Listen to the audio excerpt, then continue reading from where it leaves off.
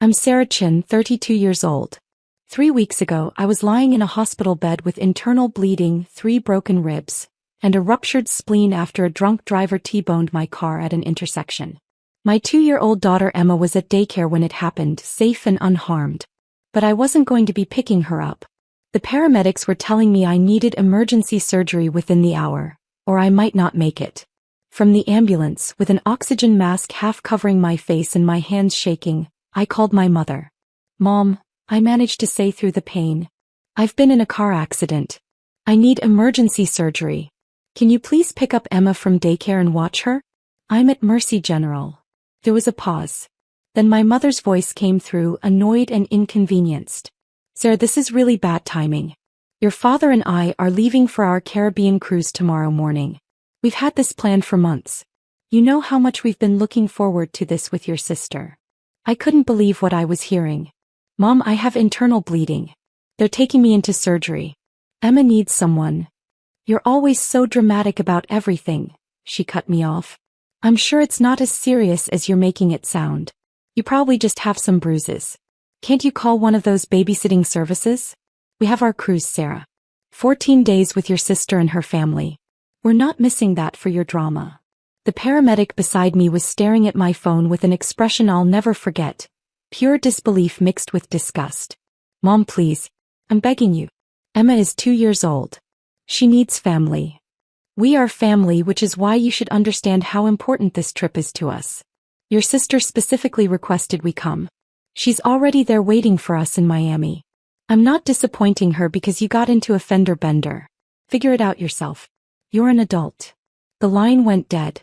I stared at my phone, blood seeping through the temporary bandages the paramedics had applied to my side.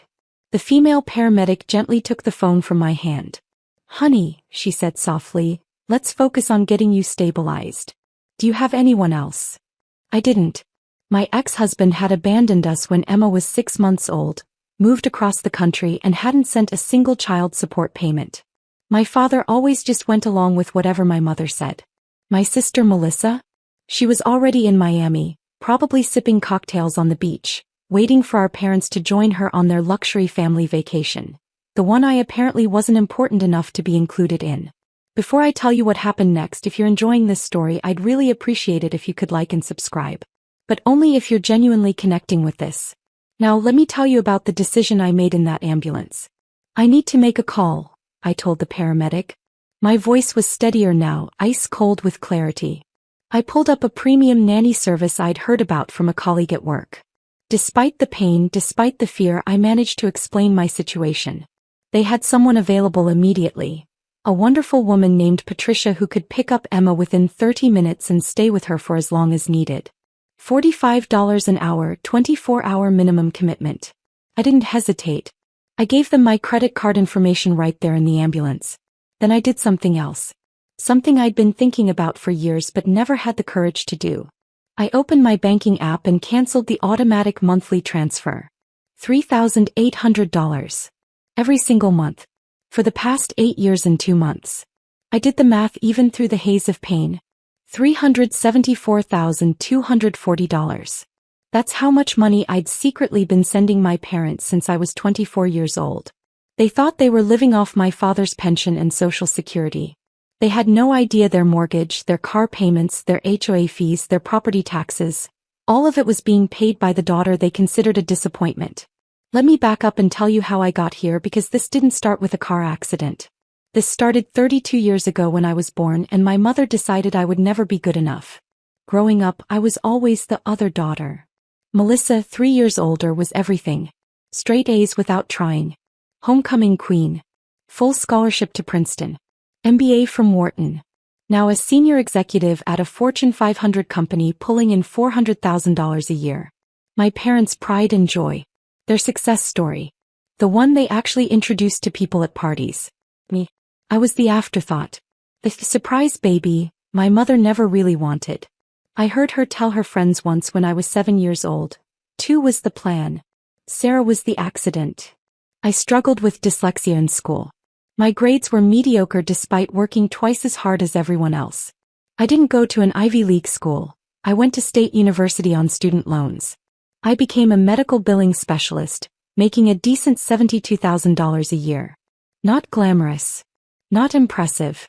Not worth mentioning at family gatherings.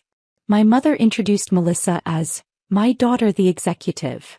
She introduced me as my other daughter, if she introduced me at all. When I was 24, fresh out of college and working my first real job, I visited my parents' house and accidentally saw a foreclosure notice on the kitchen counter. My father's pension wasn't enough. They were drowning in debt. The house they'd lived in for 30 years was going to be taken away. I couldn't let that happen. Despite everything, despite the neglect and the favoritism and the constant comparisons, they were still my parents. So I went to their bank, worked out a payment plan and started making their mortgage payments. Then I noticed their car was about to be repossessed, so I took over those payments too. Then property taxes. Then HOA fees. I set it all up through automatic transfers from my account to theirs, labeled simply as transfer, so they wouldn't know where it was coming from. They just thought they suddenly had more money. They never questioned it. They certainly never thanked me because they never knew.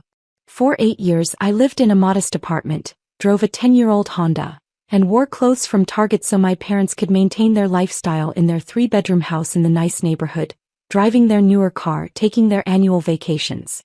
When I got pregnant with Emma, my mother's response was, "Well, that's unfortunate timing. I hope you're not expecting us to babysit. We raised our children already." When Emma's father left, my mother said, "I'm not surprised. You always did have poor judgment." When I asked if they wanted to be part of Emma's life, my mother said, "We see her on major holidays. That's sufficient." They'd seen their granddaughter exactly 7 times in 2 years. 7 times. For Christmas, Thanksgiving and Emma's first and second birthdays. That was it. No random visits. No, let me watch her while you run errands. No actual interest in being grandparents. But they'd flown to Miami 4 times in the past year to visit Melissa. They'd gone on 2 cruises with her. They posted hundreds of photos on Facebook of family time with my sister, her husband, and their kids. I wasn't in a single photo. Neither was Emma. Last Thanksgiving, the family group text included everyone except me. I only found out about dinner plans because I called my mother directly. When I showed up, she looked annoyed. "Oh, we didn't think you'd want to come. You're always so busy." There were place settings for 12 people. None of them were for Emma and me. The surgery took 4 hours. They removed my spleen, repaired internal bleeding, and set my ribs. When I woke up, Patricia was there in my room. She'd brought Emma to the hospital, and my daughter was sleeping peacefully in a portable crib the nurses had found. "She's perfect," Patricia whispered. "We had dinner, she had a bath at your apartment. I hope you don't mind, I got your keys from your purse, and she fell asleep around 8. She asked for you, but I told her mommy would see her very soon." I started crying. This complete stranger had done more for my daughter in 6 hours than my own mother had done in 2 years. "Patricia, I can't thank you enough." "Stop," she said gently. "This is my job, but more than that, this is what people who care about children do. You focus on healing. I've got Emma." For the next 3 days, Patricia stayed with Emma. The nanny service bill came to $3,780. I paid it without hesitation. Worth every penny. My mother didn't call once to check on me. Not once. On day 4, my phone started ringing. My mother. I let it go to voicemail. She called again. And again. By evening, she'd called 23 times. My father called 14 times. Even my sister called, which was unusual because we barely spoke. I finally answered on call number 31. "Hello. Sarah." My mother's voice was hysterical. "What did you do? What did you do?" "I'm recovering from surgery, Mom. Thanks for asking. Emma's fine, by the way. Also thanks for asking. Don't you dare be sarcastic with me. The mortgage payment didn't go through. Our account is overdrawn. The bank is calling. What is happening?" There was. "I canceled the automatic transfer," I said calmly. "What transfer? What are you talking about?" "The $3,800 I've been sending you every month for the past 8 years. I stopped it." Silence. Complete total silence. Then, "That was you." His mom. "That was me. Every month since I was 24 years old. Your mortgage, your car payments, your property taxes, your HOA fees. All of it. $374,240 total. You're welcome. But we thought, your father's investments. Dad doesn't have investments, Mom. He has a modest pension and Social Security. You've been living off my income for almost a decade. And when I needed you for one single afternoon to watch your granddaughter while I had emergency surgery to save my life, you told me you weren't missing your cruise for my drama. Sarah, you don't understand. I understand perfectly. You chose a vacation over your daughter's life. You called a medical emergency drama. You told me to figure it out myself. So I did. I hired a stranger to care for Emma, and I'm cutting you off permanently. Every automatic payment has been canceled. You're on your own now. You can't do this. We'll lose everything. The house, the car. Figure it out yourself, Mom. You're an adult. I hung up. The calls continued. 47 times that day. 52 times the next day. 68 times the day after that. I blocked both my parents' numbers. Then came the emails. The text messages from relatives I hadn't heard from in years. The Facebook messages. All of them said the same thing. How could I be so cruel? How could I abandon my parents? How could I let them lose their home? Not one of them asked how I was recovering. Not one asked about Emma. Not one acknowledged that my mother had refused to help during a medical emergency. I was released from the hospital after 6 days. Patricia helped me get settled at home with Emma, made sure I had everything I needed, and gave me her personal number, just in case. I paid her a $500 bonus. He cried and hugged me. 2 weeks after the accident, I got a call from an unknown number. I almost didn't answer, but something made me pick up. Is this Sarah Chin? A professional female voice. Yes. This is Gloria Martin. I'm a social worker at Mercy General. I was reviewing some cases from recent weeks and I came across something concerning. May I speak with you about your emergency admission on October 3rd? My heart sank. Were they investigating me? Had someone reported me for something? Of course, I said cautiously. I see here that you were admitted with life-threatening injuries from a car accident. You underwent emergency surgery. Your chart notes that you called your mother for help with childcare and she refused. Is that correct? Yes, that's correct. And you then hired a private nanny service from your hospital bed? Yes. Patricia was wonderful. My daughter was perfectly cared for. I'm not questioning that at all, Gloria said quickly. I'm actually calling because one of our ER nurses flagged your case. She was concerned about the family dynamics. Would you be willing to meet with me? I think there's something you should know. We met 3 days later at a coffee shop near the hospital. Gloria was a woman in her 50s with kind eyes and a direct manner. She didn't waste time on small talk. Sarah, what I'm about to tell you is something I think you need to hear, but it's not going to be easy. I've been a social worker for 27 years. I've seen thousands of cases of family neglect, abuse, and dysfunction. Your case stood out to me because it's what we call covert emotional neglect from parental figures with narcissistic tendencies. I must have looked confused because she continued. Your mother's response to your emergency wasn't just selfish. It was pathological. A normal parent, even one who's not particularly close to their adult child, would respond to a medical emergency. The fact that she didn't, combined with what our nurse overheard about your financial support of them, suggests a deeply dysfunctional dynamic. I just thought she was always kind of self-centered, I said weakly. Sarah, has your mother ever acknowledged your accomplishments? Celebrated your achievements? Showed genuine interest in your life? I thought about it. Really thought about it. No, I finally said. Never. Has she ever compared you unfavorably to your sister? Constantly. Has she ever made you feel responsible for her happiness or well-being? I thought about the 8 years of payments, the guilt I felt even now for stopping them. Yes. Gloria nodded. What you've been experiencing is called golden child/scapegoat dynamics. Your sister is the golden child, can do no wrong, represents success. You're the scapegoat, blamed for problems, expected to give without receiving, never quite good enough. And you've been financially supporting this dynamic, literally paying for the privilege of being treated poorly. Something cracked open inside my chest. All those years. All that money. All that trying to earn love that was never going to come. What do? I whispered. You've already done it. Gloria said firmly. You cut off the money. That was the right call. Now you need to maintain boundaries. They're going to escalate. They're going to try guilt, manipulation, flying monkeys, family members who pressure you on their behalf. You need to stay strong. I feel so guilty though. Of course you do. They've trained you to feel responsible for them. But Sarah, answer me this. If the situation was reversed, if they were the ones with money and you were struggling, do you think they'd secretly pay your bills for 8 years? I knew the answer immediately. No. Exactly. This has been a one-way relationship. You deserve better. More importantly, Emma deserves to grow up seeing her mother treated with respect.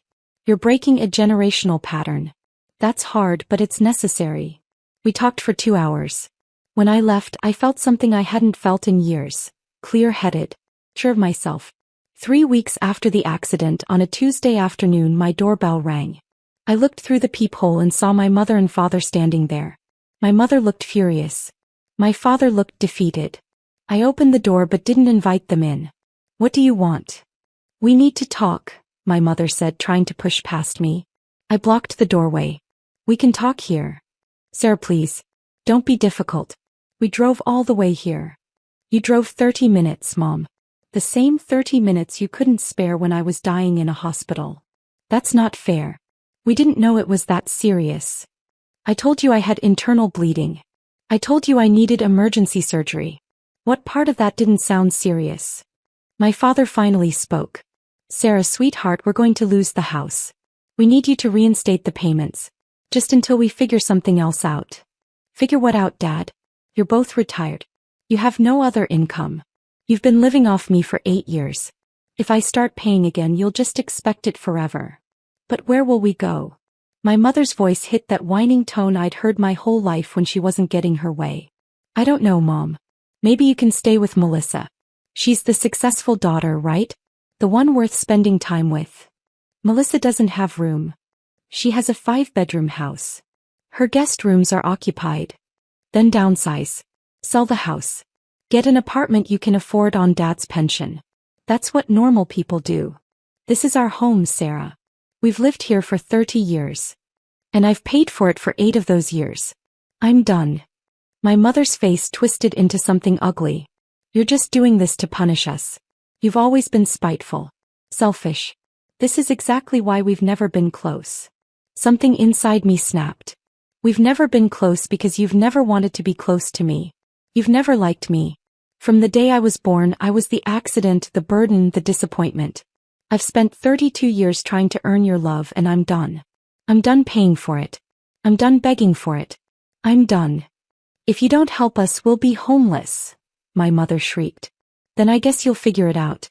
You're adults, remember? I closed the door. They pounded on it for 10 minutes, but I didn't open it again. Eventually they left. The phone calls became extreme. My mother called 8-9 times in one day. When I blocked her number, she called from other people's phones. She showed up at my apartment 4 more times. I stopped answering the door. Then came the Facebook post. My mother wrote a long, detailed post about her ungrateful daughter, who abandoned her elderly parents in their time of need. She painted herself as the victim of a cruel, heartless child.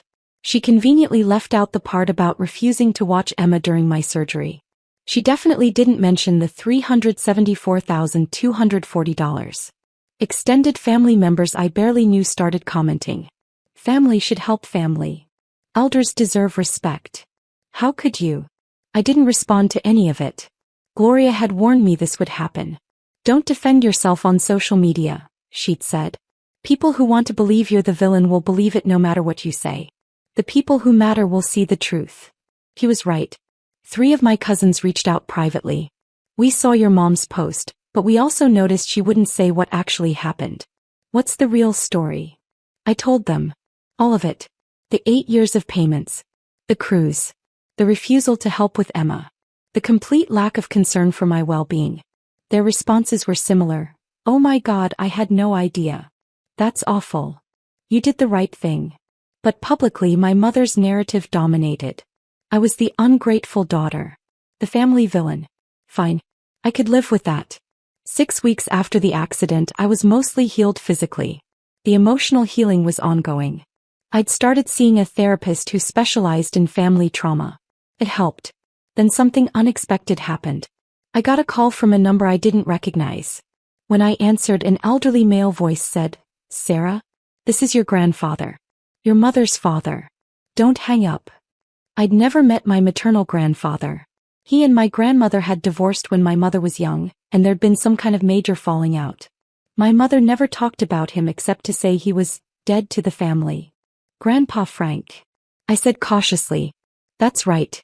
I know this is out of the blue, but I need to talk to you. Your mother doesn't know I'm calling. Can we meet?" We met the next day at the same coffee shop where I'd met Gloria. Frank was 78, sharp as a tack, and didn't pull punches. "I heard about what happened," he said after we ordered coffee. "From your Aunt Linda, your mother's sister. She told me about the car accident, the surgery, and your mother's response. She also told me about the money you'd been sending." "How did Aunt Linda know?" "She's been watching this train wreck for years. She tried to warn you once, but your mother intercepted the call." "Did you ever get a message from Linda about 5 years ago?" I vaguely remembered my mother mentioning that her sister had called but was spreading lies and I shouldn't talk to her. I'd never questioned it. "I thought as much," Frank said grimly. "Sarah, I need to tell you something about your mother. She's my daughter and I love her, but she's not a good person. Never has been. She was diagnosed with narcissistic personality disorder when she was 19. Refused treatment. It destroyed my marriage to her mother because we disagreed on how to handle it." He took a sip of coffee and continued. "She's done this before. Found someone to financially support her while treating them like garbage. She did it to her first husband, your sister's biological father. Did you know Melissa has a different dad?" "I didn't." "What? Your mother was married before your father. Her first husband, Richard, supported her for years while she treated him like dirt. Constantly compared him to other men, made him feel worthless but kept him around for his money. When he finally left, she moved on to your father. He's a good man but weak. He'll never stand up to her." "Why are you telling me this?" "Because you need to know it's not you. It's never been you. She's incapable of genuine love or empathy. You could be a Nobel Prize winner and she'd still find something wrong with you because the problem isn't what you do, it's what you are to her. Your supply. You're a source of money and someone to feel superior to. That's all you've ever been to her." I sat there stunned. "What you did by cutting off the money. That was exactly right. She's going to lose the house. They're already in foreclosure proceedings. Your father called me last week begging for help. I told him the same thing I'm telling you. It's time for them to face reality." "What will they do?" "They'll downsize. Get a small apartment. Live within their actual means. Your father's pension and social security will cover a modest lifestyle. They just won't have the big house and the fancy cars and the annual cruises." "And Sarah? That's not your problem. That was never supposed to be your problem." We talked for another hour. Frank told me stories about my mother's behavior over the years, the people she'd used and discarded, the pattern of abuse that had repeated across decades. It was validating and heartbreaking at the same time.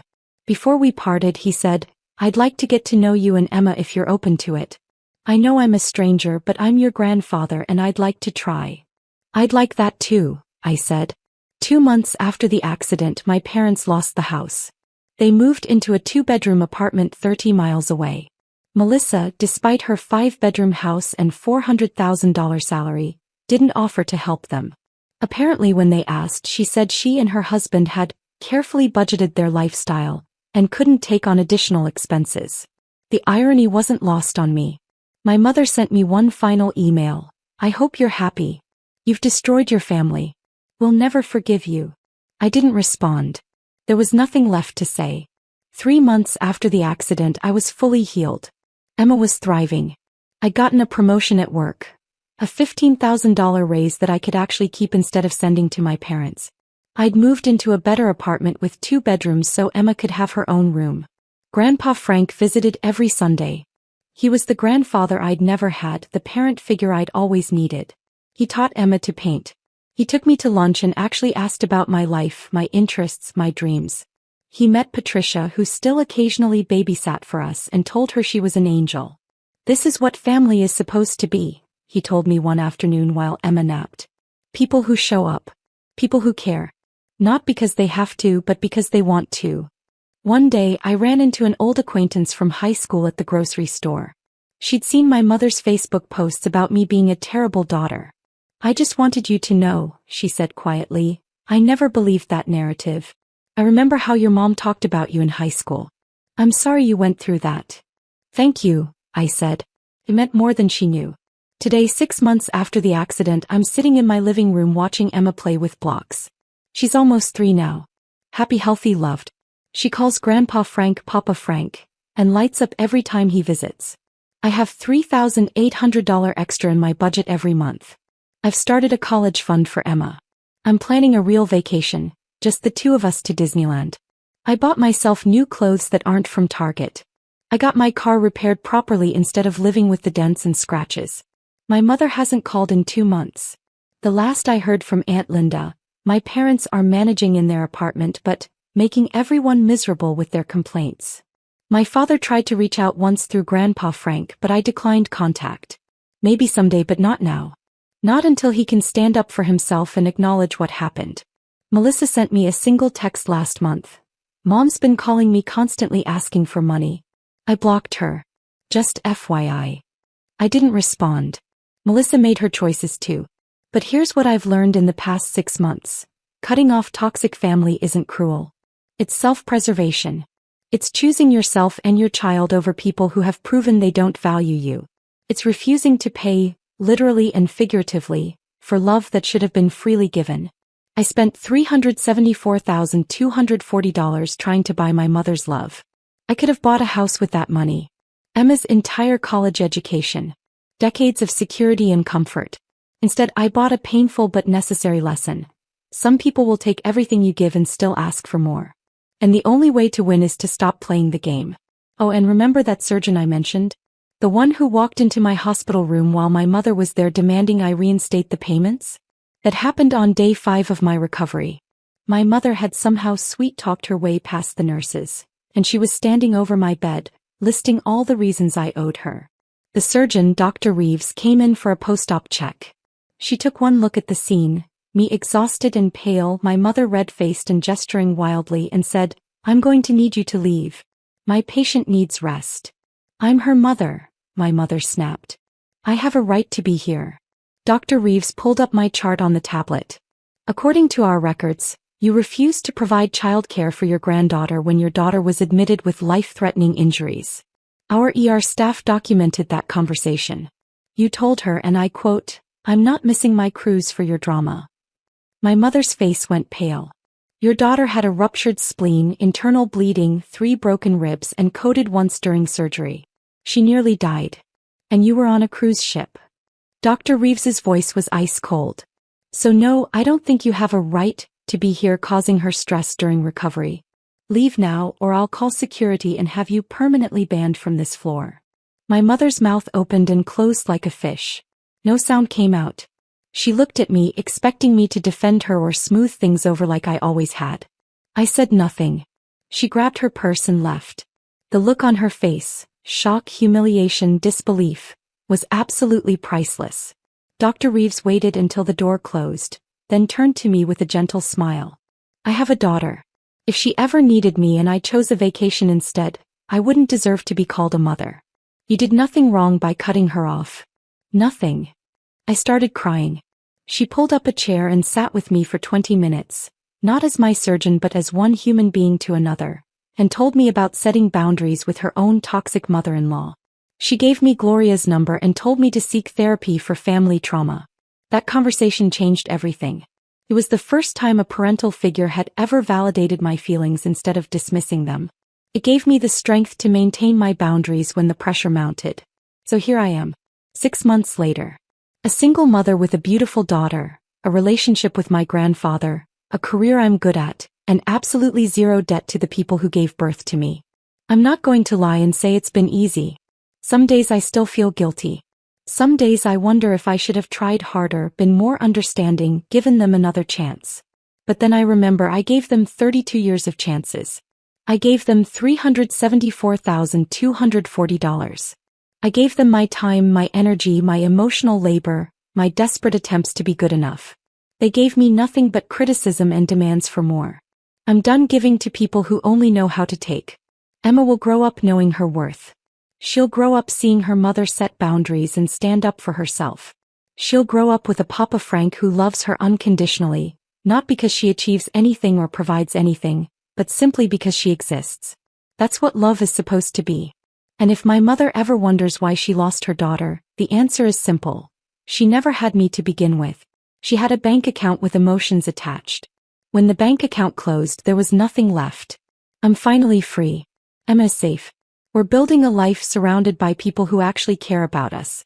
And honestly, that's priceless. If you made it this far, thank you for reading my story. Drop a comment and let me know where you're watching from. And if you've experienced something similar, family who only valued what you could provide rather than who you are, know that you're not alone. You're not the villain. And you deserve better. You deserve people who would drop everything for you in an emergency, not people who would choose a cruise. Choose yourself. Protect your peace. Build your chosen family. It's the best decision I ever made.